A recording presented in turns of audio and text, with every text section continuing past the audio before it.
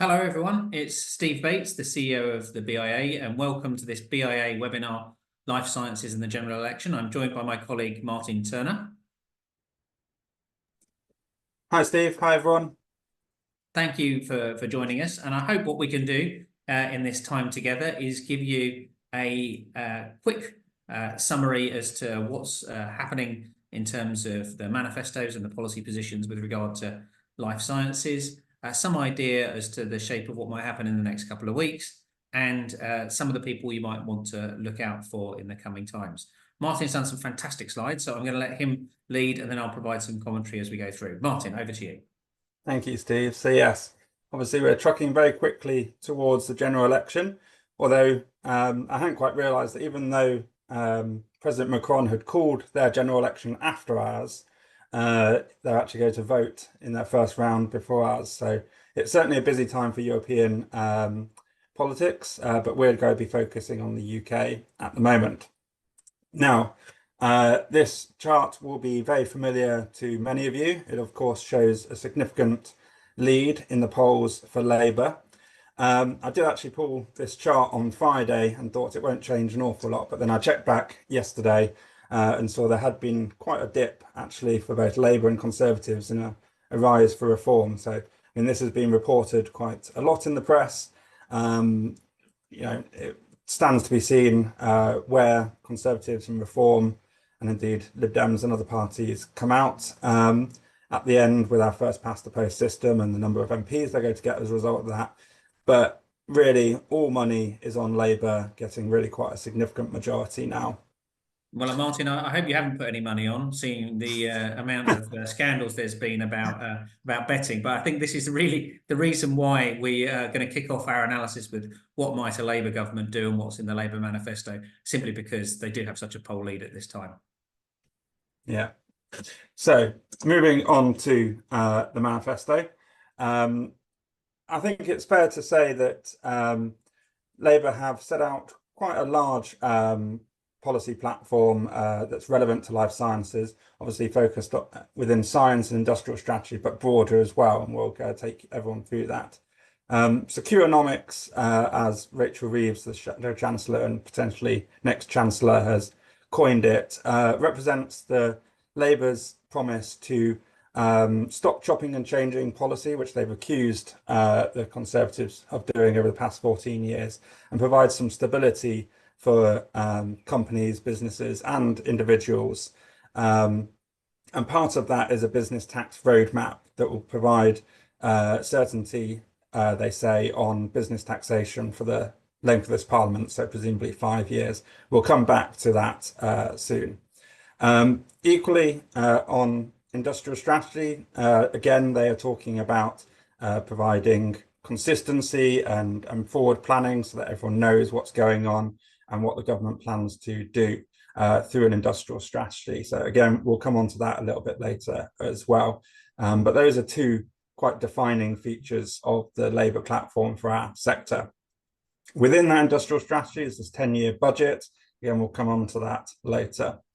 Looking more broadly, we're really pleased to see the government, the Labour, say in government they would continue the pension fund reforms, and they say they'll set up this national wealth fund, which would invest into a range of infrastructure and potentially innovative businesses like life sciences as well. They're talking about reforming the British Business Bank and supporting access to capital for SMEs, again, obviously a core BIA focus. And the next one on Regulatory Innovation Office is really interesting. And Steve, I'll come to you in a second to comment on that along with others, but this is saying that there's going to be a single office that oversees all the regulators in some sense to make sure they're supporting innovation. Equally, shall I come in there? Yeah. I mean, I think you can see that the central theme of the Labour manifesto is growth, and they are really looking to pull all the stops out, I think, to try and achieve ways in which they can do that. The transformation in the nature of the relationship with business, wanting to do it in partnership, is clear to see by some of the statements here. It's great to see, as you say, Martin, the continuation of some of the work about getting pension fund money into productive finance in the UK. And I think this Regulatory Innovation Office is, again, an understanding that getting regulation right in a post-Brexit environment can be an enabler, and I think would be a really interesting space for us to work with. We've obviously got the experience of working with the MHRA, but I think also in some of the engineering, biology, or deep biotech areas, this will be an interesting place to go. Yeah. And then looking at NHS, I mean, obviously the NHS and reforming the NHS is another, I think it's the second of Labour's missions for their mission-led government. Obviously, reducing waiting lists is a big part of that, making sure people can see their GP. But there is quite a focus on innovation within the NHS as well, looking at the adoption of medicines and medical technologies, improving clinical trials, as well features there, as does opening up NHS data for research and improving the service as well. Then finally, on the more general policies for our sector, they have talked quite significantly about planning reform to make it easier to build laboratories. And I think they're talking about making laboratories part of kind of national critical infrastructure, which would speed it through the planning process. And of course, we know many of our members are in need of new lab space at the moment, and there is a lot being built, but it's undoubtable that the planning system is not as agile as it could be. And then finally, working with scientists and industry to phase out animal testing. So this is their recognition that the use of animals in research and testing of medicines and other products is necessary, but we should all be working towards removing it. And of course, that is in line with our industry's commitment to the 3 Rs, the reduction, replacement, and refinement of animals in research. So I think, Martin, what I'd say about this is the Labour Party policy process is quite formal and goes through quite a lot of internal processes where they get various bits of the Labour Party together, have a discussion with the unions, all the rest of it. So this will be well soaked through all the shadow cabinet leaders that this comes in. If they do form a government, this will be an important part of what the government does. It won't be the only thing the government does, and of course, no government gets to operate in a perfect environment. But I think this gives good indication that there's plenty that we can work with, and I think the profile of life sciences is pretty high in the Labour manifesto. Agreed. And this quote from the document highlights that. So Steve, what's this referring to? So they did the section on industrial strategy. It didn't talk much about life sciences, but it basically says we did a document in opposition with automotive, life sciences, and creative. And then we'll set out our plans for these and other vital sectors of the economy going forward. I take that to mean we'll probably do some form of life science, automotive, and creative sector strategy. They talk about taking a sector by sector approach. So I'm imagining that's the thinking coming in when we go forward. And of course, we know something of what that may look like already, don't we, Martin? Yeah. So back in February, the Labour Party, particularly Peter Carr, the Shadow Science Secretary, and Wes Streeting, the Shadow Health Secretary, approached us and asked us to help them launch this document. So this is the thinking that they've done about how to support life sciences ahead of the election. We know they consulted the industry heavily to produce this, including the BIA, and we're very pleased to launch it. And it does feature many of BIA's top priorities in terms of unlocking pension funds and maintaining R&D tax credits. And it recognises the role of the Office for Life Sciences, which BIA works very closely with, and actually it references the BIA in that document as having been involved in setting up the Office for Life Sciences as well. Yeah, so I think, Martin, as you know, they don't have space to put everything they're thinking into a manifesto document. This is, if you like, the document behind the manifesto document. That's the one I'd encourage members to have a flick through. I don't think I'm not surprised to not see everything in this document appear in the manifesto, but I think it is the direction of travel, the current thinking, and I think it's great to see that we've seen this published. It is available on the website there. Do flick through it and have this as your program for the next government if Labour to form a government after the election. Yeah, it is essential reading, and we do have it on the website via that URL, or if you just Google BIA Labour Life Sciences Strategy, it will come up. So do have a read, and also if you look on our blog, we've provided a analysis of it and BIA's engagement with it as well. Now, I said we'd come back to industrial strategy as well. This is something that various governments have dabbled with over the years, of both colours, but certainly Labour appear keen to bring it back, and it's quite important when thinking about how they would support science to view it through this lens. So, Steve, what's meant by mission-led government? Well, I think many people have different views as to what mission-led government means. Obviously, Mariana Mazzucato, as a thinker, has been an important voice in suggesting that you can use the levers of government to drive missions. Obviously, we've experienced the vaccine task force. You can see that as a mission, or some people would talk about the moonshot of the Kennedy administration in the 60s as being a mission. The idea is this about having an organising vision that brings together public and private, sets the nation on a direction of travel. And we've obviously seen some of this in the current government in terms of dementia missions and obesity missions as part of the life sciences strategy. So I think it's a bit of a jack of all trades in terms of a description, but it's certainly in vogue at the moment, as is industrial strategy, which is perhaps up there with flares and platforms as being one of the things that has come back from the 70s. But it does seem to be in vogue at the moment. And what's great for us is that life sciences, I think, is in scope of these things, which means I think there'll be focus and attention on us. Yeah, and certainly within the science community, there's been a lot of discussion about what this 10-year budget for R&D could be. Labour have said that obviously, if they get into power, they would set out a 10-year budget for key R&D institutions, that I think they said. But no one knew exactly what that meant. So this document or this speech from Angela Rayner does set out a bit more detail, and they do say there'll be a 10-year budget for life sciences, which is going to be interesting to see how they set that out. Will it be through ring fencing part of Innovate UK's budget and the Medical Research Council's, or will it be setting a larger envelope? We just don't know at this stage. They've also said that they'll support various institutions around the country. The Crick is named as one, although all of the exact details of which ones will be supported will be set out after the government forms. Also, they've said they'll do this Global Investment Summit supporting life sciences and other sectors, which I think is really, really welcome too. And then I put there at the end, change in machinery of government. I mean, this is always something that's rumoured to potentially happen when new governments come in. But Steve, I don't want to ask you to make any predictions, but do you think? Well, I think. Do you think there's potential?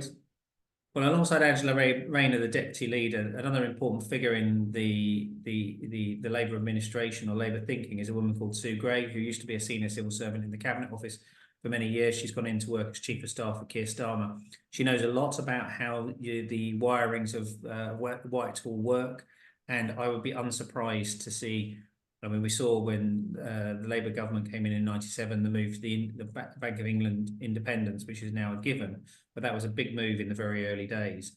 I think we may see departmental structures change, although I think that's less likely, but I think we may see a thinking about how the centre of government works. I don't think they'll be looking to have wine o'clock on a Friday in the sort of style of Boris Johnson, but I think they will be thinking about how do they put the centre of government together. They won't want a number 10, number 11 split, as you saw under Blair Brown. I'd mark your card to keep an eye on how they do the wiring, because doing the wiring may have implications, and you can sort of see mission-led government and vaccine task force heritage and getting departments to work together better could lead to something interesting. I don't know what it is, but I think this is something we could see in the early days. And if I could just pick up on the Global Investment Summit, I mean, I think basically we know taxes are pretty high, borrowing's pretty high. The incoming government, I think, if they have an opportunity, are looking for ways in which they can encourage private sector investment into the UK economy. We're in a sense already ahead of the curve there with the thinking we've got around pensions agenda and productive finance, but there may be other ways, and I think it's also a chance to bring a spotlight to the UK. So I think that's an important early agenda that we need to be on, and we've got a time frame for it, which is one of the reasons why I think you're right to put it first. Yeah. So moving on to the business tax roadmap that I mentioned. So we've pulled out what they've said about tax that we think is particularly relevant to life sciences here. What's in bold is what's in the actual manifesto itself.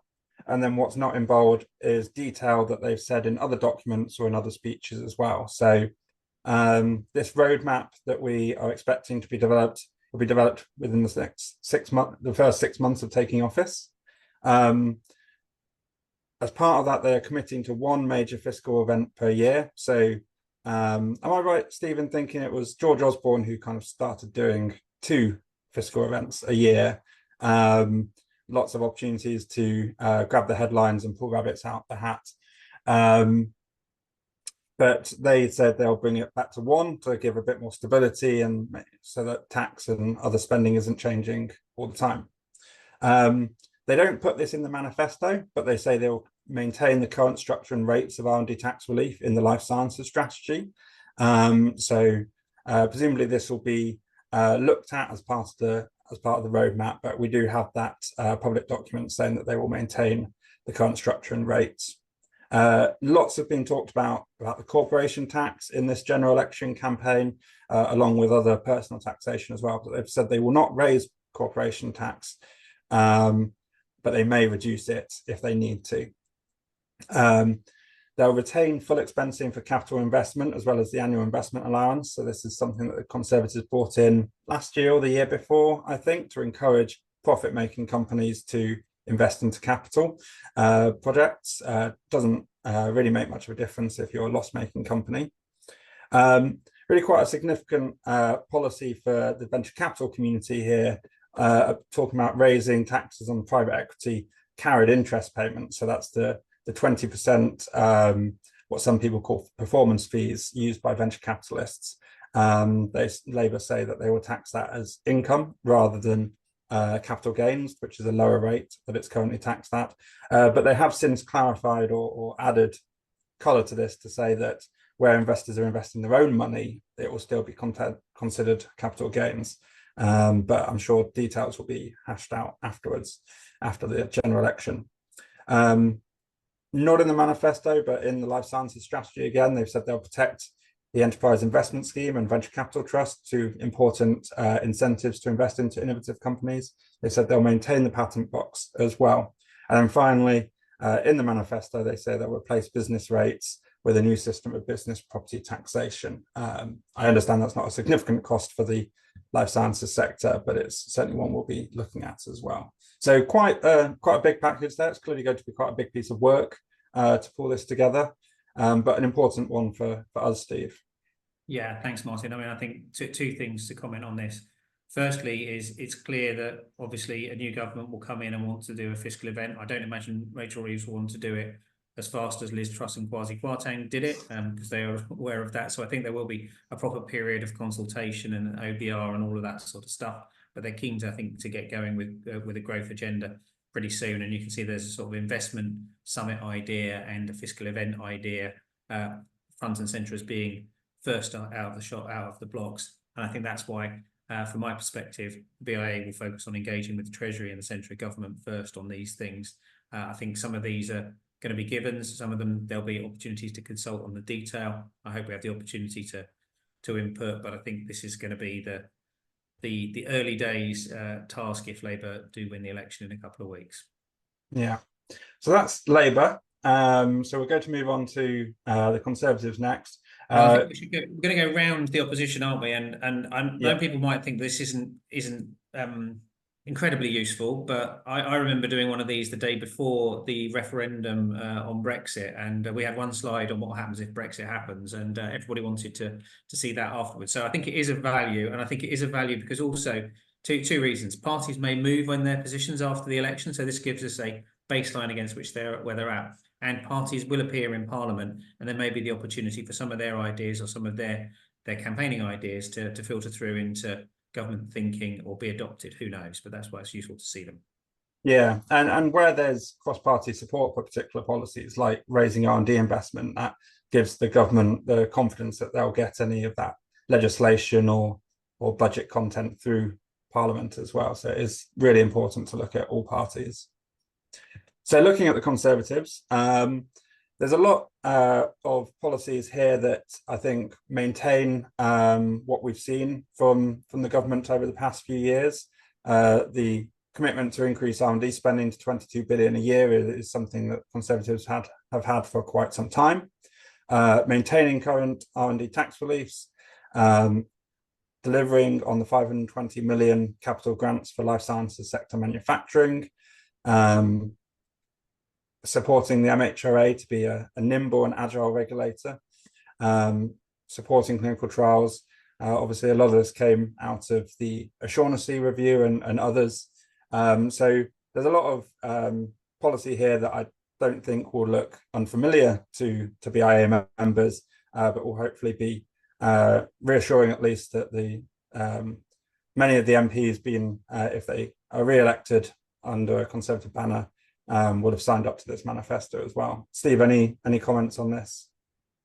I think what's interesting is it's not a radical departure. It is continuity. The plan, if the tagline was "the plan is working," you can see that the plan is plan of continuity. And I think what's interesting is the degree of cross-party unity between the two major parties in much of this space.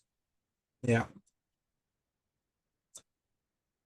Moving on to Liberal Democrats, again, you can see both increasing R&D spending mentioned here, and also industrial strategy. So on industrial strategy, very much aligned with the Labour proposals.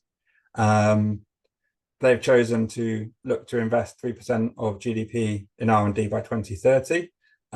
We're actually quite close to that already. So, I mean, but it's certainly welcome that they value spending on R&D. And they also value aligning and joining parts of the European Horizon Programme and European Innovation Council, which is important for SME funding. They've got policies on supporting scale-ups, expanding the British Business Bank to support SMEs further, again, very much echoing what's in the Labour document, being pro-innovation and having cross-sectoral regulatory framework for AI. Again, this is something we've seen from the current Conservative government as well. And speeding up access to medicines through expanding MHRA capacity, definitely a very welcome policy there. And as you would expect with their pro-EU stands for R&D funding, they're also aligning with the EMA on medicines regulation as well. And then finally, increasing vocational training to improve access to skills. Any comments on that, Steve? I think it's great to see the detail, and particularly around things like the MHRA capacity. You can see, I think it shows the impact of some of the work that us and other associations and companies have done. The message has landed with politicians. Yeah. Now, the Green Party, again, boosting R&D funding by 30 billion. I think they say that's over 5 years, so that would be an additional 30 billion spread over 5 years. Committing to a national cancer plan, banning all animal testing here, or seeking to ban all animal testing. So presumably there'll be a phase out. Again, this is quite a long-standing policy of theirs.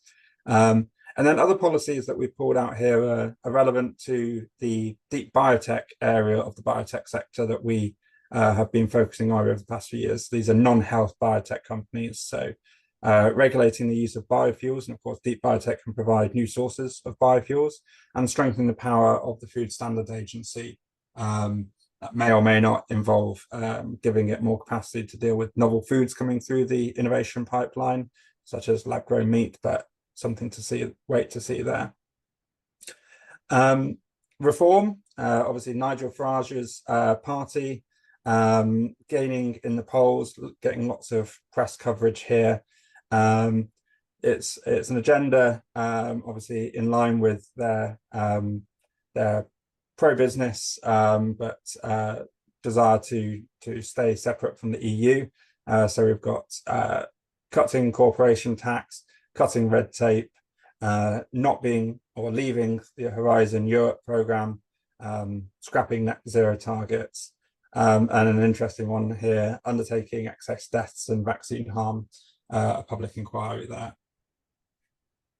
I think these are more important, unlikely, not because they're likely to form the basis of the programme for government, but because it gives us an idea of ideas that political parties think resonate with the public, that may have bearing on our sector and may become the areas for further political discussion, particularly for parties in opposition or going through changes. Let's go round the UK, because it's not just England that has candidates.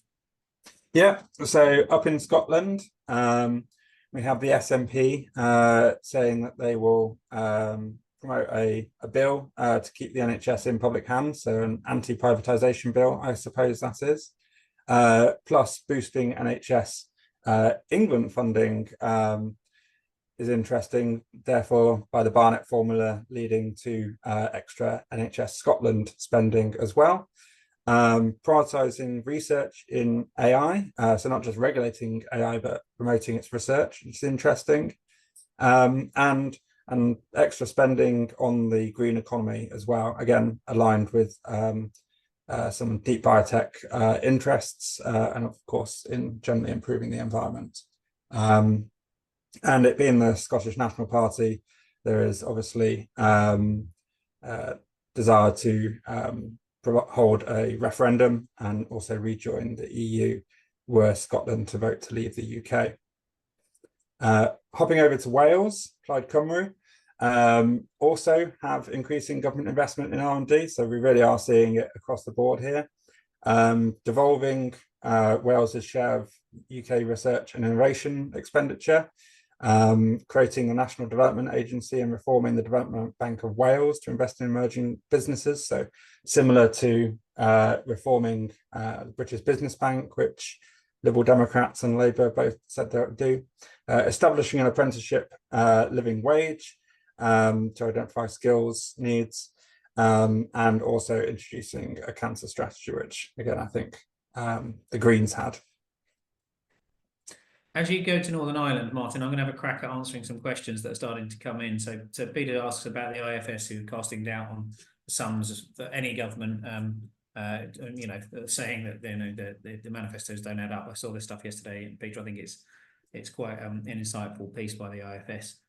Do I fear any changes that might affect our sector? Well, the answer is I don't know. I think what we can see is that there's probably going to be a look again at the state of the economy, the other side of the election, by whoever's in power. And I think there's a big distance between election manifestos and a fiscal event in the autumn. And we may see that's where there is opportunity for change, opportunity for challenge, opportunity for realignment, opportunity for taxes to go up. Obviously, with the commitments on personal taxes, it does mean that business taxes are an area where there's been less cast iron discussion from all sides. So I think we need to be vigilant, but I don't think we see more than what we're presenting here. And Jim asks about levelling up. Do we think that if Labour come through, that they would look to make this explicit in non-southeast investment? I think regional policy is a really interesting one.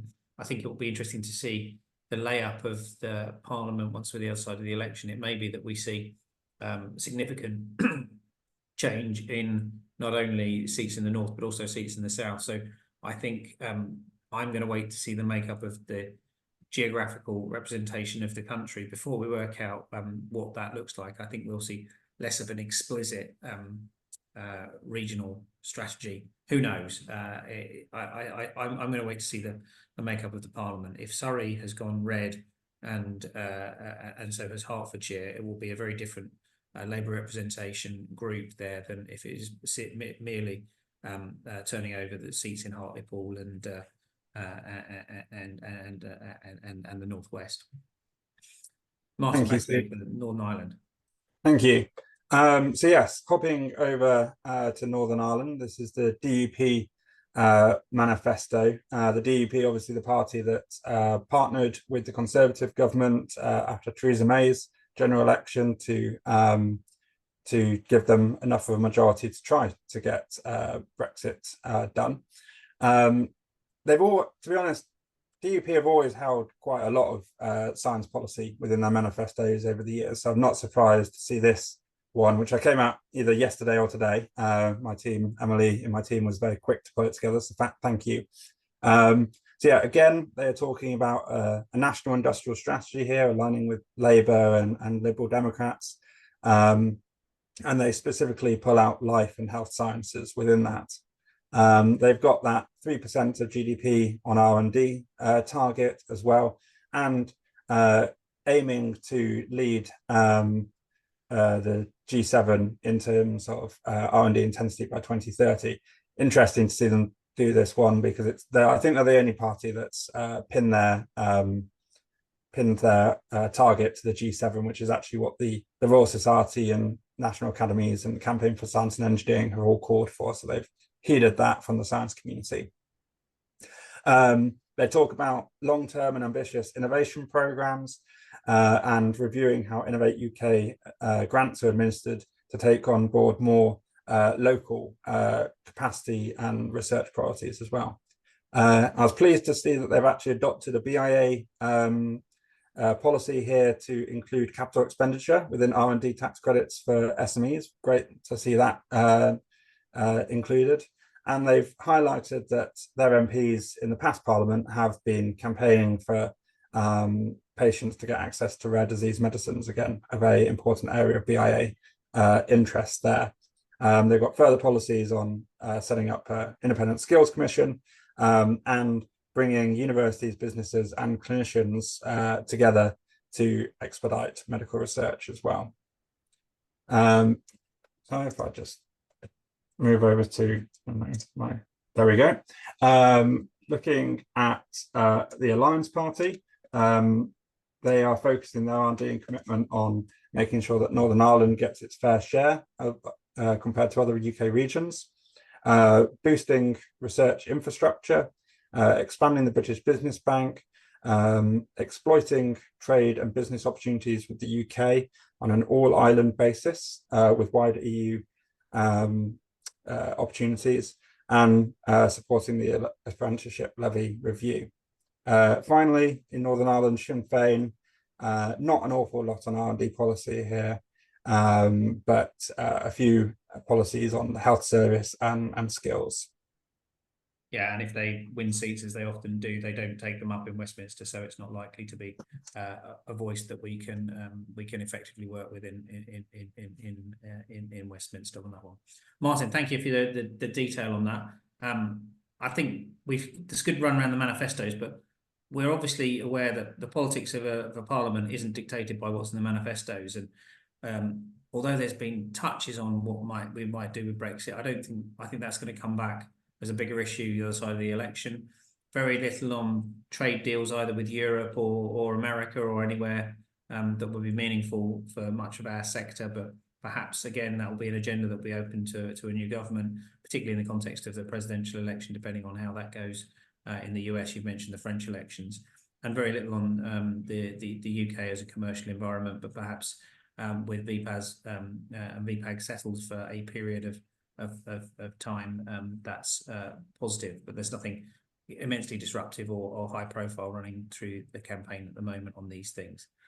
But I think we need to be aware that the politics of between elections can be very different to the agendas that are discussed during an election. Yeah. So we don't have an awful lot of time, so we'll go through this quite quickly, but R&D science has really increased in political debate over the past few years. As you can see from the manifestos, all the parties do have policies on it, and many of the leaders giving speeches and would-be chancellors also talk about the opportunities of science to support economic growth. So we thought we'd just point to this really interesting work by the Campaign for Science and Engineering, which the BIA is a member of, who have done a really large poll of UK adults across the country to find out what they think about R&D and the government's investment in it and the benefits it can bring. And really the take-home message is that there's large support. Over about 65% of the public think that investing in R&D does grow the economy. And obviously, since all the parties are trying to find ways to grow the economy, it's great to see the public supporting the policies on R&D that the parties are putting forward. When you look at what the parties, what the public think that investment in R&D achieves, a lot of the talk is about preparing long-term opportunities for the UK, making sure we're better prepared for what challenges we see in the future and what future generations get, helping future generations. So again, very much aligned with how we talk about the importance of R&D. And then delving into some of the answers from people when they're asked what R&D means to them, medical research, cures for dementia, the COVID vaccine are very much front and center of their minds. And this map shows that there's a good about 80% of the population in almost every single constituency around the country would like to see their MP campaigning for clinical trials in their local hospitals. So clearly our sector resonates with the public as well as politicians, which is really great. Yeah, this will be useful data to talk to new MPs about when we get the other side of an election, whichever party they're in, Martin. Thank you.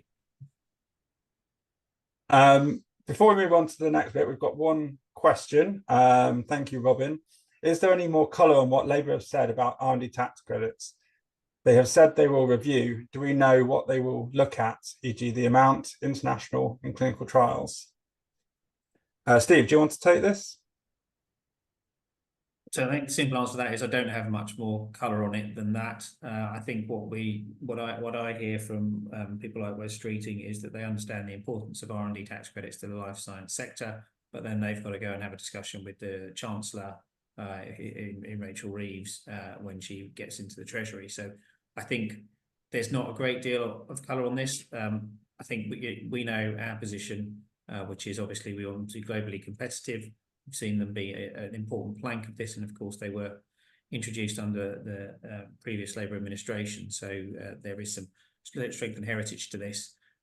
We're obviously hearing from members that it's not just the rate, but it's the administration of R&D tax credits, which is important. So I think for us, there's both of these things to be lobbied on, and I think what's useful is lots of the lots of the Treasury officials have a good understanding, a deep understanding of how they work and how they drive growth. So we'll be making those cases, and we may well need members' support in the first 100 days as this becomes goes from a manifesto into probably some form of consultation ahead of a fiscal event. Yeah, no, I completely agree that we all know the government's going to have some difficult decision to make on where to put taxpayers' money.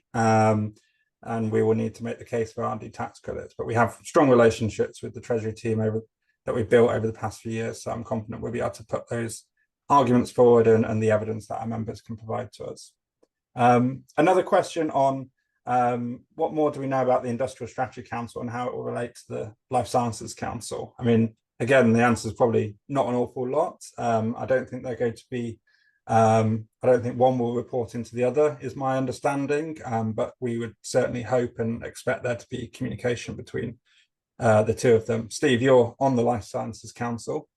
What do you think? Yeah, I mean, I think we see the Life Sciences Council as successful, and we can see the commitment to it and taking a sectoral approach. The senior Labour politicians, I think, see the benefit of those, and we also have advocates like people like John Simmons from the chair of GSK making the case for the continuation of the Life Science Council, and in a sense it was set up under Paul Drayson and under the Gordon Brown government, so there is some good cross-party heritage to it. How they're going to do the wiring of the Industrial Strategy Council, I don't know. I've talked a little bit about Sue Gray and potentially a strong centre of government. I can see that I'm expecting there to be some ideas and some thinking here. I'm not party to them. And how you link the two, I don't quite know. Do you use formal mechanisms? Do you use, you can't have everybody on everything. I think this is one to be seen, and personnel may be important. We don't know who's going to get which jobs. We know who we think is going to get which jobs, but until people are in place, I don't know. So don't know the answer to that one yet. But it's one that certainly we're keeping an eagle eye on. And on the advanced manufacturing plan, yes, it was committed to in the life science strategy, but not in the manifesto. Could they done policy? Well, anybody can do anything is the honest answer to that. But I think that they can see that what this does is it drives the Labour Party see that it drives co-investment with the private sector, which is a key thing that they are seeking to do. delivers economic growth, absolutely. So ticks that box, and is something that is working effectively within government. So I think I would be very surprised to see it being dumped, but there's no guarantees when you have a change of government, and lots of people will want to do lots of things. So it's why it's important and imperative for us to continue to make the case. It's been good to see Keir Starmer and others visiting lots of life science manufacturing locations, which is usually a good sign that that they're interested and are starting to understand the serious economic growth and quality jobs opportunities in this space. Absolutely, thank you. So moving on to timelines, we thought it'd be helpful to put this together so you can see how the rest of the year really pans out. Obviously, the 4th of July is polling day. One would expect the result to be known fairly early on the Friday morning, Friday the 5th of July. And then very quickly, Keir Starmer, if he does win, as is expected, would start appointing a cabinet, and then over the weekend, ministers, more junior ministers are appointed. So by Monday or Tuesday following, we would expect to see some of the shape of the new government. Shortly after that, Parliament returns. All the MPs that were elected return to Parliament, elect their Speaker. It's probably be Lindsay Hoyle again, but we will see. And then very shortly after that, after all that buzz of excitement, me and Steve will be reconvening for the 11th of July webinar, where we'll be looking at the new government, the new ministers, and what that might mean for the sector. There is then the state opening of Parliament and the King's Speech, which is where the government set out their legislative agenda. That will give us an indication of what their top priorities are in terms of policies to implement quickly. Of course, during this time, there'll be plenty, one would expect, of government consultations, and that business tax roadmap and many other things will start to happen behind the scenes as well. We're yet to find out when the MPs will go on holiday, but there will be a summer recess at some point. The 17th of July gets us quite close to when you'd usually expect summer recess. So there's talk of that being moved in some way, but we'll have to wait and see. And then MPs return in September, usually for a short period, and then we go into the party conference season. So this is when the party, the MPs, all their councillors and their grassroots members get together and discuss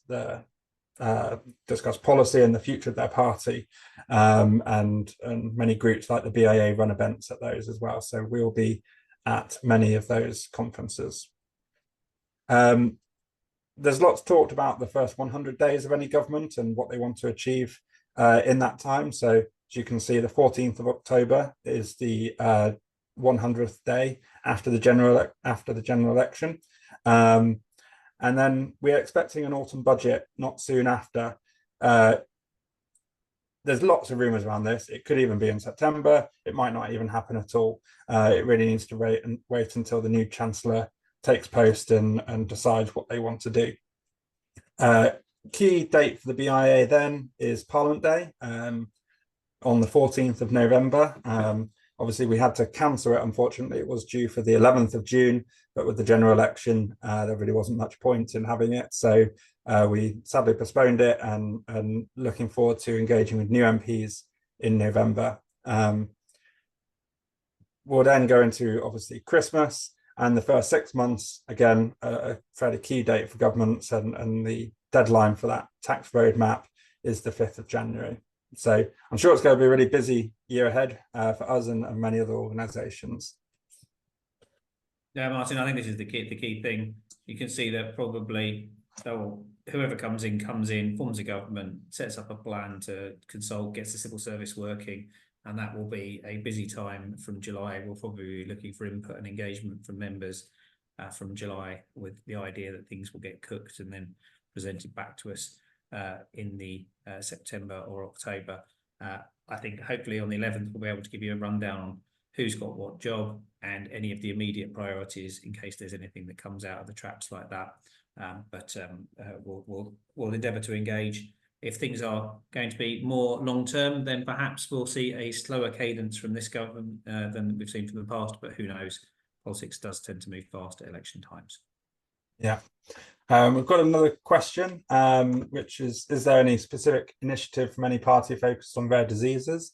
So the Conservative government set up the rare disease strategy with rare disease action plans, and they say they'll continue that. And there's plenty of detailed policy within those, but that would be an ongoing initiative rather than a specific new one. The DUP, as you saw, were keen to point out that their MPs have championed patients' access to rare disease medicines. I don't recall anything specific from Labour on rare diseases, but perhaps it's buried somewhere in one of the many documents that they've published. But yeah, I don't think I've seen anything yet. Yeah, I think there's been reasonable parliamentary engagement with the rare disease days as they've been developed down the years, and I think it's well in the Department of Health machinery. So it would take a significant winkling out for it to be ignored, although I don't think it's reached the prominence of being high profile in manifestos. Agreed. Right, on to a bit of fun. So if you are planning to watch the general election on the 4th of July and maybe stay up all night and see the results roll in, we thought you might appreciate some of the faces that you should be looking out for, though. So MPs that are either standing for the first time or seeking to be re-elected. And these are MPs that we expect would be great champions for life sciences were they to get into Parliament. So Martin, technically these are all candidates at this stage. Nobody's an MP. Some people have been MPs in the past, but there are no MPs at the moment. So these are 12 candidates who we think you've identified as might be having a focus on life sciences if they were to become a member of Parliament in the next Parliament. It's damn hard, this. I've got to say. I think anybody who gets more than 2 is doing really well. I just hope people would get 1. Anybody claiming more than 2.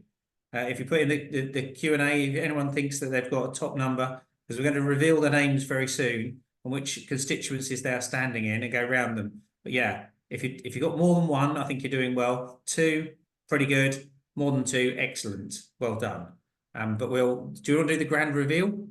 Yeah. Do feel free to put into the chat or Q&A who you think they are. But yes, we'll do the grand reveal since we don't have a ton of time.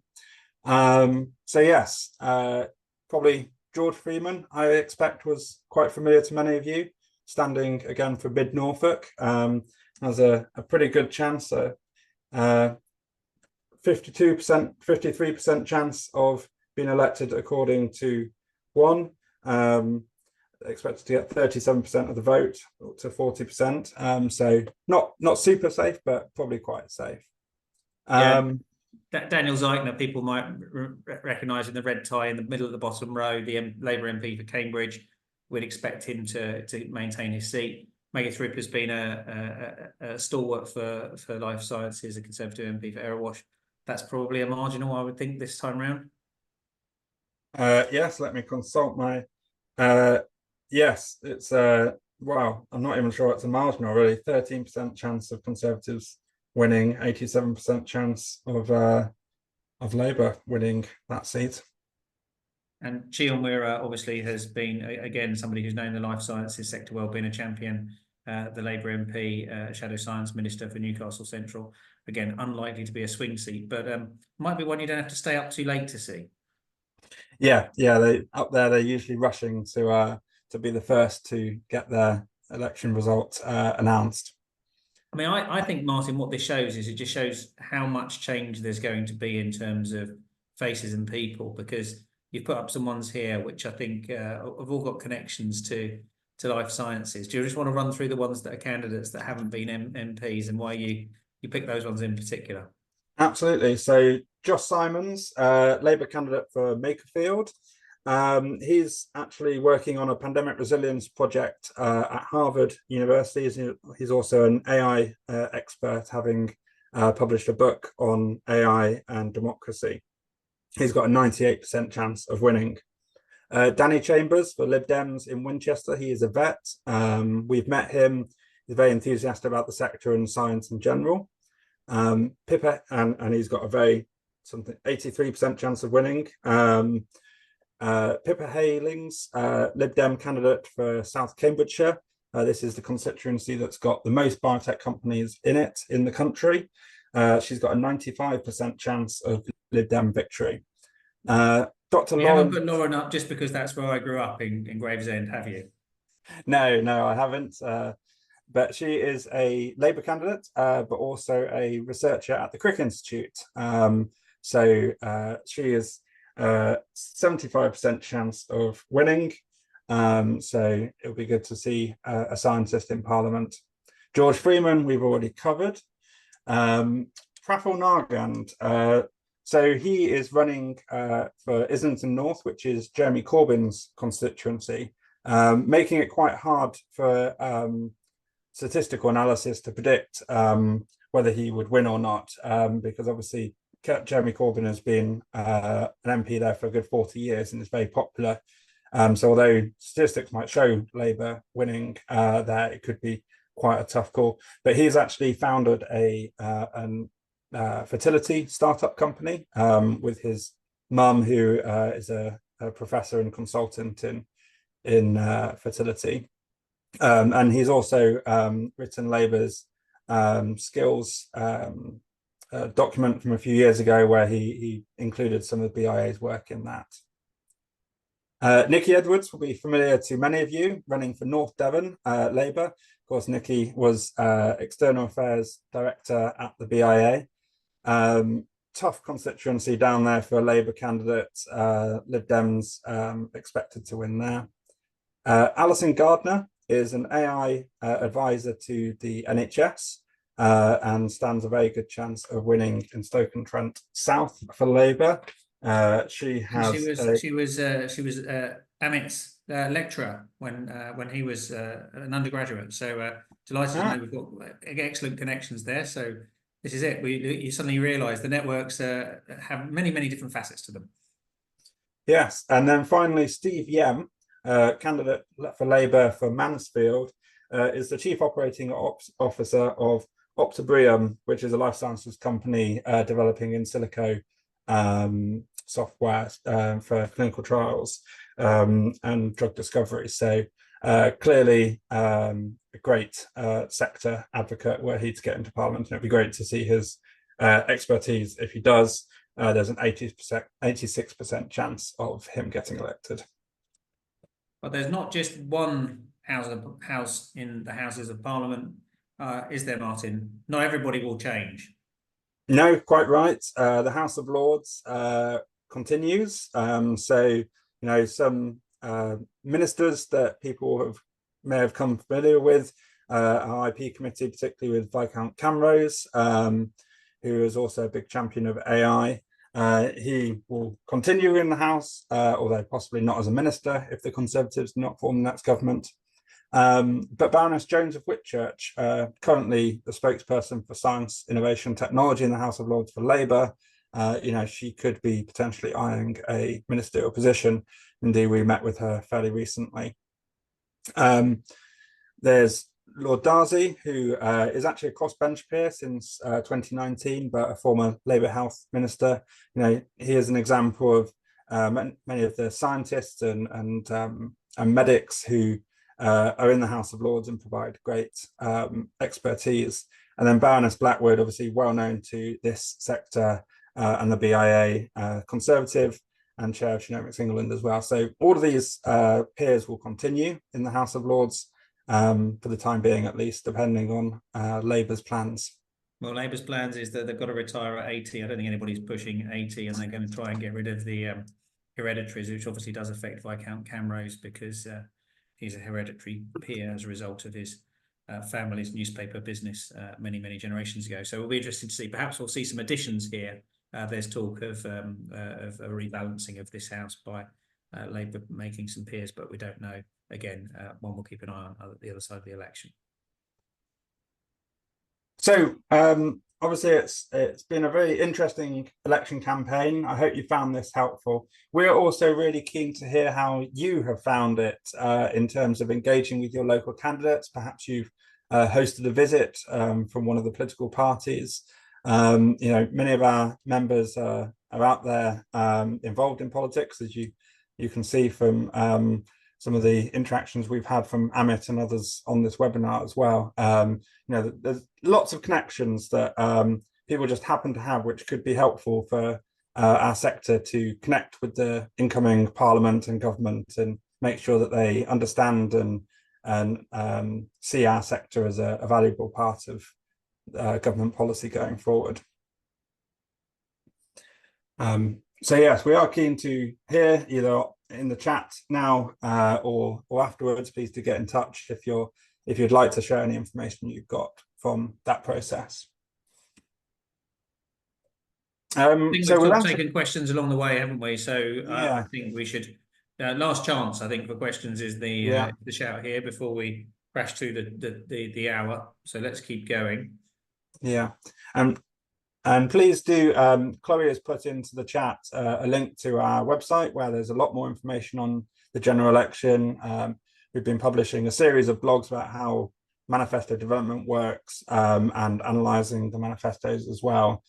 So please do go on there and follow our social media as well for commentary as we go along. And we will seek to share these slides and definitely the election night bingo so that you can play that on the 4th of July. I don't see any more questions, Steve. So maybe we'll just say where we're going from here. So if you're around in Glasgow next week, it would be fabulous to see you. We've got a great event at the University of Strathclyde. We're going to come back and do another webinar once we're the other side of the election, and we can see a bit more on who's in the government, what the shape of that is, and what might happen from there. We'll build on the timeline that we went through earlier, a bit more on that. It's on the day of our summer party, so last few tickets are available if you want to join us for what will be a great evening on the 11th of July. Then into the autumn, we'll be back in Manchester for Women in Biotech, our premium conference, Tech Bio UK 2024, 16th of October, and we'll be in Liverpool for Bioprocess's 21st annual conference in the middle of November. So if you want to see us live, those are some of the great occasions you can do so. And do please mark your card for the next webinar. We'll be able to build on this discussion. Yeah. If you're not a member, please join. Absolutely. Do get in touch, go onto our website, and there's a button you can click to join. So, thank you for attending. I hope you found it helpful. Do please give us any feedback. And thank you, Martin. Excellent work in manifesto analysis. As you can see, we are as prepared as you can be, I hope, for what will be an interesting period. Thanks all, and see you next time. Thanks, everyone. Bye.